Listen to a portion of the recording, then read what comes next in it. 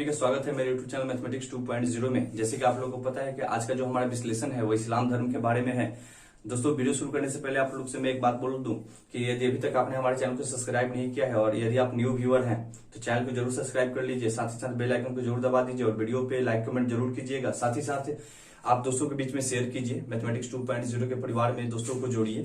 और जैसे कि आप लोग को पता है कि हर सैटरडे और संडे और हर दिन दोपहर 1 बजे आपको ट्रिकली मैथ, साथ ही साथ सैटरडे और संडे आपके हिस्ट्री से जुड़े। अभी फिलहाल में हम मॉडर्न हिस्ट्री पढ़ रहे हैं। मॉडर्न हिस्ट्री में आज हम इस्लाम धर्म के बारे में विश्लेषण करेंगे। इसके पहले हम बौद्ध धर्म, जैन धर्म के बारे में पढ़ लिए हैं। तो बउआ, मैं आप लोग से एक बात बोलना चाहूंगा, यदि अभी तक आपने उस वीडियो को भी नहीं देखा है तो जरूर जाके चैनल पे देख लीजिए। और साथ ही साथ आइए अब हम विश्लेषण करते हैं।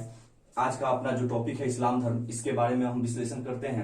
जैसे कि आप लोग हेडिंग में देख रहे हैं बुआ कि लगभग जो जितने सारे हमारे कॉम्पिटिटिव एग्जाम होते हैं लगभग उसमें इससे क्वेश्चन पूछे जाते हैं। तो यह बहुत ही इंपॉर्टेंट होने वाला है, खास करके जो एसआई का जो एग्जाम होता है और जो आपका रेलवेज का जो एग्जाम होता है। तो आइए सबसे पहले हम इसमें चर्चा करते हैं कि इस्लाम का मतलब क्या होता है। तो इस्लाम का मतलब जो होता है वह क्या होता है मैं आपको बताऊंगा, लेकिन उसके पहले आप जान लीजिए कि इस्लाम शब्द कहां से आया। यह एक अरबी भाषा का ही शब्द है। इस्लाम जो है एक अरबी भाषा का शब्द है जिसका मतलब होता है अल्लाह को समर्पण। जिसका मतलब क्या हुआ? अल्लाह को समर्पण। यदि आप अंग्रेजी में जानना चाहते हैं तो उसको बोलते हैं डिवोशन टू अल्लाह। ठीक है, तो आपको पता चल पाया कि इस्लाम का मतलब क्या होता है, अल्लाह को समर्पण। साथ ही साथ दोस्तों इसके संस्थापक की बात करें कि इस्लाम धर्म के संस्थापक कौन थे, तो हजरत मोहम्मद साहब, जिनको हजरत साहब भी या मोहम्मद साहब भी कहा जाता है, अर्थात इस्लाम धर्म के संस्थापक हजरत मोहम्मद साहब हुए। साथ ही साथ मैं बात करूं दोस्तों तो जो इस्लाम धर्म का जो पवित्र जो ग्रंथ है उसको कुरान कहा जाता है, वह कुरान है। अर्थात इस्लाम धर्म का जो पवित्र जो ग्रंथ है वह क्या है, कुरान हुआ। साथ ही साथ मोहम्मद साहब के जन्म की बात की जाए तो इनका जन्म 570 ईस्वी में मक्का शहर में हुआ था। मैं मक्का शहर को बता दूं तो यह जो हमारे पश्चिमी एशियाई जो देश जो सऊदी अरब है उसी में यह शहर है मक्का। और साथ ही साथ इन्हीं के जन्मदिन पे हम ईद ए मिलाद उन नबी नामक एक इस्लामी मुसलमानों का पर्व होता है और यह बहुत ही पवित्र पर्व होता है जिसे मनाया जाता है इनके जन्मदिन पे। तो इसे याद रखिएगा, बहुत इंपॉर्टेंट होने वाला है कि हजरत मोहम्मद साहब के जन्मदिन पे मुसलमानों द्वारा जो पवित्र जो पर्व मनाया जाता है उसे ईद ए मिलाद उन नबी कहा जाता है। इस पर्व का नाम ईद ए मिलाद उन नबी हुआ और यह इनके जन्मदिन पे मनाया जाता है। इनके जन्मदिन पे यह बहुत ही धूमधाम से मुसलमानों द्वारा मनाया जाता है। साथ ही साथ दोस्तों आगे की बात की जाए तो हजरत मोहम्मद साहब के पिता का नाम अब्दुल्ला और साथ ही साथ माता के नाम की पता की जाए, माता के नाम के बारे में चर्चा की जाए तो उनका नाम अमीना था। इसके बाद दोस्तों पालन पोषण की बात की जाए तो पालन पोषण की बात करने से पहले मैं आप लोग को एक बात बता दूं कि चूंकि हजरत मोहम्मद साहब के जो पिता जो थे अब्दुल्ला, उनकी मृत्यु यानी उनके पिता की मृत्यु इनके जन्म के पहले ही हो गई थी, जिस वजह से इन्हें पिता का प्यार नहीं मिल पाया। तो इनका लालन और पालन अर्थात जो इनको मतलब जो पालन पोषण जो किए वह इनके दादा थे जिनका नाम था अब्द अल मुतलिब। और साथ ही साथ चाचा भी इनके साथ में थे, अर्थात चाचा भी इनका पालन पोषण किया था और उनका नाम था अबू तालिब। तो आपको क्वेश्चन पूछ सकता है कि हजरत मोहम्मद साहब का पालन पोषण किसने किया था। यदि दादा की बात की जाए तो अब्द अल मुतलिब और चाचा की बात की जाए तो अबू तालिब। ठीक है दोस्तों, आगे की बात की जाए, पत्नी के बारे में इनकी चर्चा की जाए तो इनके पत्नी का नाम खदीजा हुआ और मोहम्मद साहब के लगभग 25 वर्ष की अवस्था में इनकी खदीजा नामक एक विधवा औरत थी, उनके साथ में इनकी शादी की गई। साथ ही साथ इनके शादी के बाद इनके 6 बच्चे हुए जिसमें 2 पुत्र थे और आपको ध्यान में रखना होगा 2 पुत्र थे इनके, 2 पुत्र थे तथा 4 पुत्रियां थी, 4 पुत्रियां थी जिसमें सभी लोग मर गए। अर्थात मतलब जन्म लेने के कुछ दिनों बाद, कुछ महीनों बाद सभी लोग मर गए। बस एक ही पुत्री बची जिनका नाम क्या था, फतीमा। जिनका नाम क्या था, फतीमा। अर्थात यह भी बहुत इंपॉर्टेंट होने वाला है कि जो मोहम्मद साहब के या जो हजरत मोहम्मद साहब की जो पुत्री जो थी जिसका नाम फतीमा था, यह भाई बहनों में सिर्फ अकेली थी और अकेली ही जिंदा बची थी। इसकी जो शादी हुई थी वह अली हुसैन से हुई थी, अर्थात जो मोहम्मद हुजरा साहब के जो दामाद जो हुए वह अली हुसैन हुए।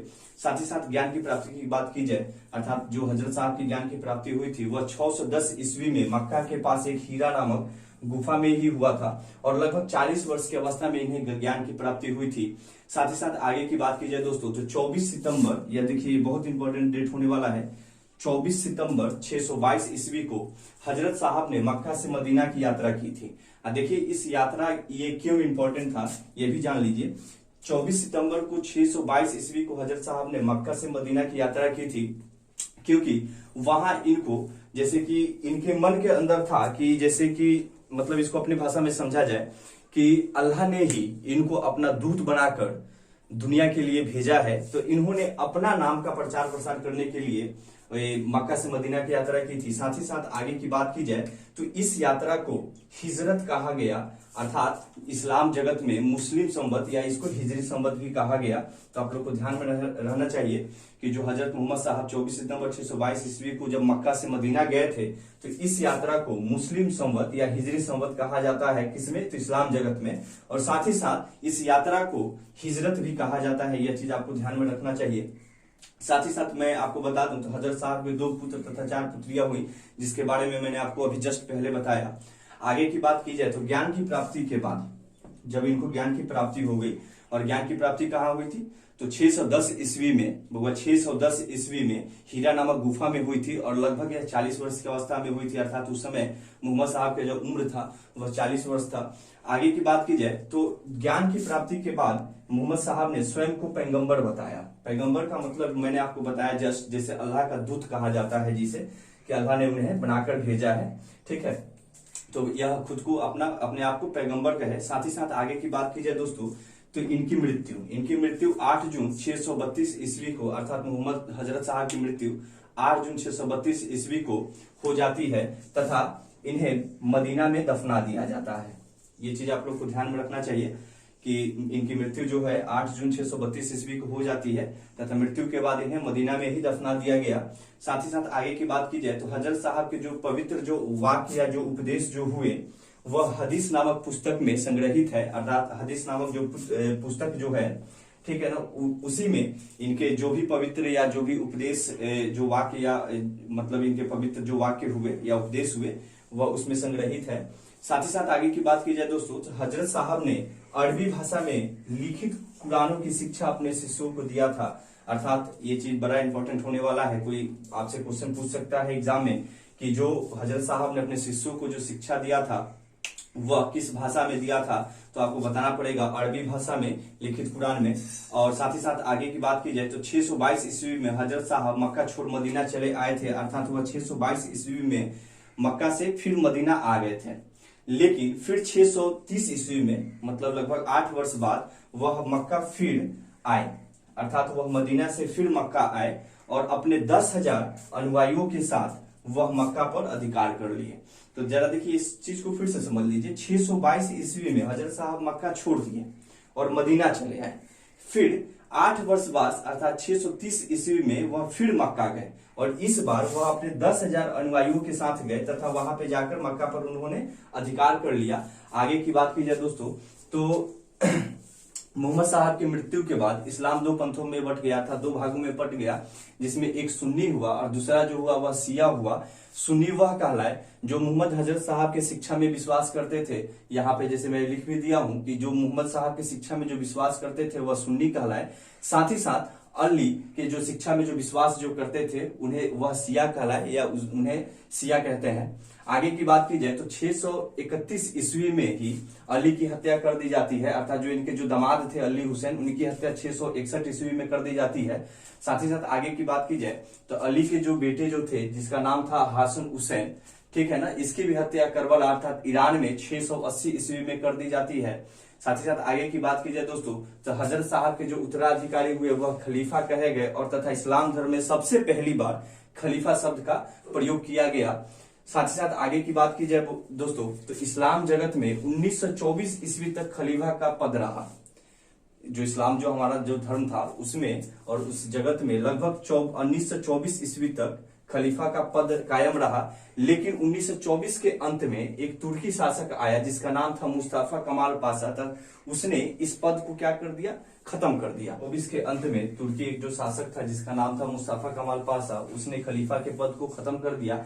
सबसे पहले थोड़ा सा इसके बारे में भी चर्चा कर लेते हैं कि मुस्तफा कमाल पाशा कौन था। तो सबसे पहले तो मैं आपको बता दूं कि तुर्की का शासक था और इसका जो जन्म था वह 1881 ईस्वी में हुआ था। इसका जन्म अर्थात मुस्तफा जो कमाल पाशा था उसका जन्म 1881 ईस्वी में हुआ था तथा उसकी मृत्यु की अगर बात करें तो उसकी मृत्यु 1938 ईस्वी में हो गई थी। लेकिन मैं एक चीज उसके बारे में इंपॉर्टेंट मैं बात आप लोग को बताने वाला हूं। जो मुस्तफा जो कमाल पाशा था यह तो तुर्की का राजनेता तो था ही, साथ लेखक भी था। लेकिन लगभग 1923 से आपको ध्यान में रखना होगा कि 1923 ईस्वी से यह तुर्की का राष्ट्रपति भी बना तथा मरने के दिन तक यह राष्ट्रपति रहा, अर्थात 1938 ईस्वी तक यह तुर्की का राष्ट्रपति भी रहा। यह चीज आपको ध्यान में रखना होगा। साथ ही साथ आगे की बात की जाए दोस्तों तो हजरत मोहम्मद साहब की जीवनी इब्न इसाक ने लिखी थी। एक लेखक थे जिनका नाम था इब्न इसाक, उन्होंने इनके जीवनी के बारे में व्याख्या की थी। साथ ही साथ एक चीज मैं आपको बता दूंगा कि हजरत साहब ने मूर्ति पूजा का विरोध किया था, अर्थात उस समय जो देवी देवता के जो मूर्ति होते थे उनका पूजा बिल्कुल मना था और वह यह जो थे हजरत मोहम्मद साहब ने मना किया था, जिससे मक्का के जितने सारे पुरोहित थे उनसे नाराज हो गए थे तथा कुछ दिनों तक बिल्कुल भी इनकी बातों को या जो भी इनका जो शिक्षा या उपदेश है या जो भी इनके तरफ से जो भी बातें होती थी यह उसे नकार दिया करते थे, उसे नहीं मानते थे।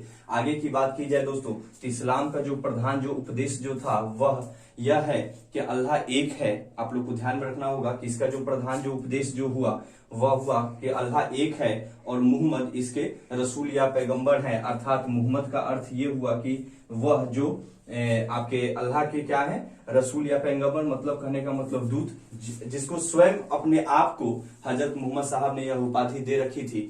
आइए अब इसके बाद में हम कुछ जो हमारा हिजरी जो संवत का जो साल होता है उसके बारे में जानेंगे और कुछ आगे का विश्लेषण के बारे में जानेंगे।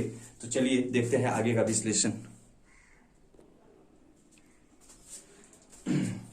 तो आइए दोस्तों अब आगे का जो हमारा विश्लेषण था वह इस्लाम धर्म के अनुसार मुसलमानों के लिए जो 5 जो उनके अनिवार्य जो कर्तव्य थे इसके बारे में चर्चा करते हैं।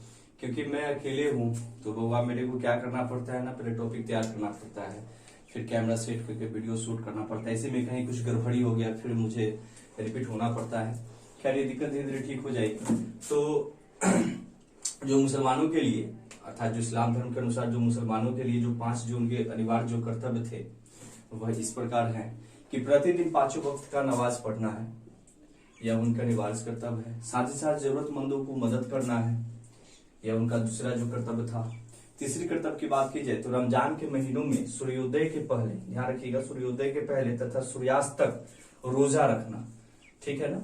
जो रोजा इन लोगों का पर्व होता है, अर्थात रोजा रखने का मतलब उपवास रखना, भूखे रहना। साथ ही साथ दोस्तों जो इनका चौथा जो कर्तव्य था वह था बकरी ईद के अवसर पे बकरे की कुर्बानी देना। अब आप समझ ही सकते हैं कुर्बानी देना का मतलब। और साथ ही साथ अगर 5वीं जो कर्तव्य की बात की जाए तो वह था हर मुसलमानों को जीवन में कम से कम एक बार हज की यात्रा करना, अर्थात जो मक्का में स्थित जो काबा था उसकी यात्रा करना अपने जीवन में कम से कम एक बार। साथ ही साथ अगर हिजरी संवत के वर्षों की बात की जाए तो हिजरी संवत के अनुसार इनके वर्षों में 354 दिन होते हैं। और आगे की अगर 12 महीनों की बात की जाए कि वर्ष के जो 12 महीने जो होते हैं वह इन 12 महीनों का नाम इस प्रकार है। जो इनका पहला जो महीना जो होता है जिसको मुहर्रम उल हराम कहते हैं। साथ ही साथ 2 नंबर पे सफर है, अर्थात इनका जो दूसरा जो महीना होता है वह सफर होता है। तीसरा जो महीना जो होता है वह रबी उल अव्वल होता है। साथ ही साथ चौथा जो होता है वह उबी उल समी होता है। 5वें महीना की बात की जाए तो जमादी उल अव्वल।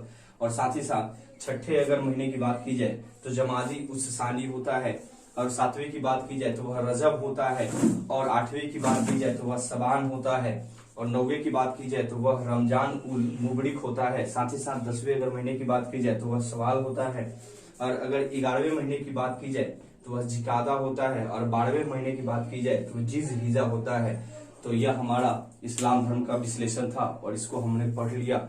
उम्मीद है कि आपको अच्छे से समझ में आया होगा और मेरा ऐसा भरोसा है कि अगर आप ईमानदारी से अगर इस चीज को बढ़िया से पढ़ लेते हैं, कॉपी पे लिख लेते हैं, फिर इस्लाम धर्म से आपका एक भी क्वेश्चन नहीं छूटेगा।